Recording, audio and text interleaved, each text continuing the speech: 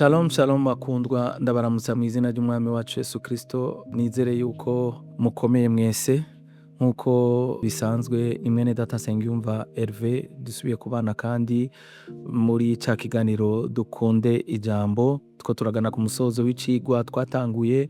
Isezerano rishasha n'isezerano rya kera ryari rigizwe, ikigo cyari kigizwe n'ibice bibiri. Igice ca mbere cyari cyo kuraba ingene abatubanjirije ba isano bo bari bafitaniye na Kristo Yesu. Igice ca kabiri rero twari kwinjiranye zina muri iki kiyago kitwereka itandukaniro ryo bari hagati y'isezerano rishasha n'irya kera. Murazi ko twari tumaze igihe two turavuga ku isezerano rya kera ingene ryari ryubatse.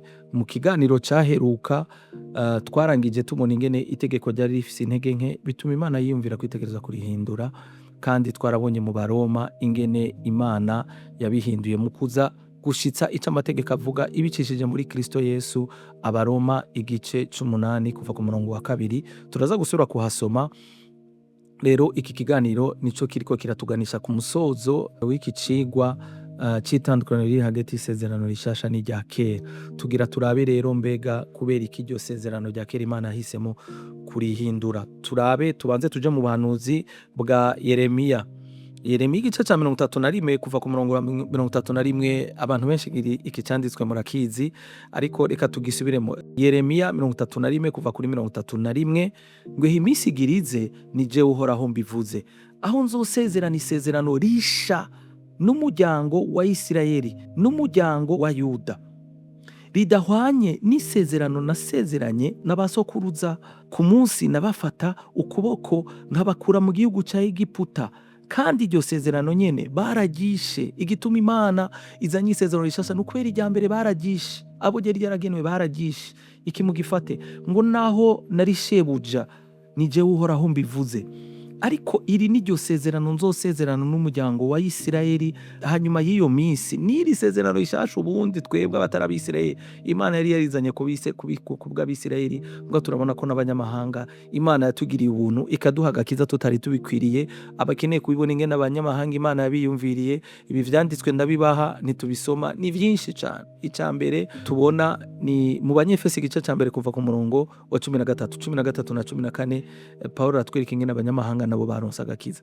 Turagenda kandi no mu Baroma igice ca 11 kuva ku murongo wa 17. Barerekana ingene Imana yemeye ko Abisirayeli bakomanaza imitima kugira ngo abanyamahanga nabo babashe gushikirwa n'agakiza canke baronke agakiza. Mbere no muri Yohana igice ca mbere turabibona ko ngo abiwe ntibamwakiriye, ntibashoboye kumwakira, kandi Imana yabishimye ko bigenda gutyo kugira ngo twebwe abatari Bisirayeli dushobore kuronka agakiza.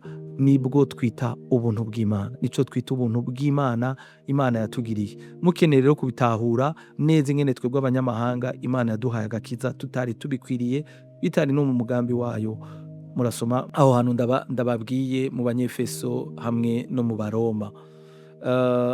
Nico gituma ngaha ndabivuze kubera uyu murongo ugira 33 avuga ngo ariko iri niryo sezerano nzosezerana n'umuryango w'Abisirayeli hanyuma iyo minsi ni jewe uhoraho mbivuze, nzoshira ivyagezwe vyanje imbere muri bo no mu mitima yabo, niho nzovyandika, nanje nzobabera Imana, nabo bazombera abantu banje. Kandi ntibazoba bacigishanya ngo umuntu wese yigishe mugenzi we, canke ngo yigishe uwo bavukana ati menya uhoraho, kuko bose bazonyimenyera, uhereye kuri nyarucari ugashitsa kuhambaye, ni jewe uhoraho mbivuze, ko nzoharira ukugabitanya kwabo, kandi icaha cabo sinzocibuka ukundi. Iyindi mpamvu vya bindi namye mvuga mu vyigwa kwahejeje, turasoma muri iki gice ca Yakobo kugira ngo mutahure igituma amategeko yarari ukuntu yari yubatse ata muntu numwe yari gushobora kuyashitsa uko Imana yabigomba. Yakobo 2 umurongo w'10 na 11 haravuga ngo kuko witondera ivyagezwe vyose, ariko agatsitara kuri kimwe acirwa urubanza nk'uwabicumuye ko vyose. Ucumuye kuri kimwe Imana yamuharura nk'umuntu yishe ajya amategeko yose. Nico cari kibazo gikomeye. Ngo kuko Imana yavuze ngo ntugasambane, ni nayo yavuze ngo ntukice. Rero nico gituma tudakwiye gutoranya amategeko amwe ngo abe ariyo tuzana mu isezerano rishasha, kumbure kuko tuyafise ko inyungu izi na ziriya. Mugabo dukwiye kumenya yuko ukoze kimwe ntukore ikindi uharugwa nk'uwavyishe vyose. Reka turabe rero Yesu icyamuzanye. Yesu yongera acira uwo mugani abishimira ukugororoka kwabo, bagakengera abandi. Ngo abantu babiri baduze mu rusengero gusenga, umwe yari umufarisayo, uwundi akaba umutoza kori. Wa mufarisayo ahagarara ukwiwe asenga avuga ati, Mana, ndagushima ko ntameze nk'abandi, abasuma, inkozi z'ikibi, abasambanyi, kandi simeze nk'ujya mutoza kori. Nisonzesha kabiri mu ndwi, kandi ntanga ikigira 10 c'ivyo ndonka vyose. Uyu n'umufarisayo ariko aravuga ivyo yiyemera we akora. Ngo ariko umutoza kori ahagarara kure, ntiyubahuka no kurangamiza mu ijuru, yamara yikubita ku gikiriza avuga ati, Mana, ngirira imbabazi jewe umunyavyaha. Ndababwire ukuri, uwo mutoza kori yatashe yemewe nk'umugororotsi imbere y'Imana, ariko wa mufarisayo siko vyagenze. Matayo 5:17. Ntimwibaze ko nazanywe no gukuraho ivyagezwe vya Mose n'ivyanditswe n'abavugishwa n'Imana. Twarabonye ko ivy'abavugishwa n'Imana hamwe n'ivyo vyanditswe mu vyagezwe vyavuga kuri Kristo Yesu. Oya, sinazanywe no kubikuraho, ahubwo nazanywe no kubishitsa. Ne croyez pas que je suis venu pour abolir la loi ou les prophètes. Je suis venu non pour abolir, mais pour accomplir. Sinazanywe no gukuraho, ariko nazanywe no gushitsa. Nico camuzanye Yesu Kristo. Tugaca tubona ingene Paulo rero abisigura neza mu Baroma igice c'10 umurongo wa 1 gushika ku murongo wa 4. Haravuga ngo, bene data, ico umutima wanje wipfuza cyane kandi nsaba Imana, nuko Abisirayeli bokizwa. Ndashobora gushingira intahe ko bafise ishaka ryinshi mu vy'Imana, ariko iryo shaka ryabo ntirihagaze ku bumenyi nyakuri, kuko batatahuye inzira Imana ituma abantu bemerwa n'Imana. Iyi nzira abakristo mu isezerano rishasha mugomba kwitahura ko Yesu Kristo wenyene ari we nzira n'ukuri n'ubugingo, kandi ari we wenyene nzira idushikana ku kwemerwa n'Imana. Wenyene Kristo Yesu. Mvuze Kristo Yesu mvuze n'igikorwa cy'umusaraba cyo kuducungura. Ngo nk'abagororotsi bakanka no kwisunga iyo nzira, baciye bicira inzira yabo yo kwemerwa n'Imana mu kugerageza kubahiriza ivyagezwe, mu kugerageza kubahiriza vyagezwe Imana yasazishije. Ngo mu vy'ukuri Kristo yashikije intumbero y'ivyagezwe vyari vyarashiriweho. Mu vy'ukuri Kristo yashikije intumbero y'ivyagezwe vyari vyarashiriweho. Kristo Yesu yaje gushitsa ica amategeko yari yaraziyeho.